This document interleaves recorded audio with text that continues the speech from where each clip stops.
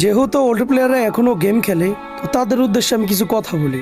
ভাই, আপনার কি মনে আছে সে র্যাঙ্ক পুশের কথা?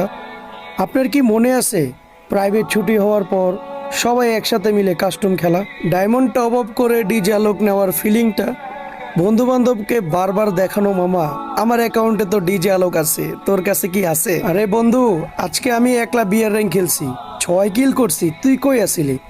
এ মামা, গেমে ঢুকতো, আজকে বিয়ার র্যাঙ্ক খেলমু। মিয়া হিরোকে উঠতে হবো তো, তুই কই? তাড়াতাড়ি গেমে আবি না? আরে আয় আয়, তুই আমার লগে কত কাস্টম খেলোস, চল চল কাস্টম খেলি। আরে বটের ঘরে বট, তুই মারতে পারস না, উদয় দিয়ে আমগো লগে খেলতে আইছস, তুই আমগো লগে পারস বেটা, উদয় কাস্টম চ্যালেঞ্জ দে। আরে বন্ধু, রাতে বেরোইস তো, সবাই মিলে কাস্টম খেলবো আজকে, 4-5 জন মিলে মনে করে একসাথে মিলে জিলে খেলবো, দেখবো কে কত কিল করতে পারে।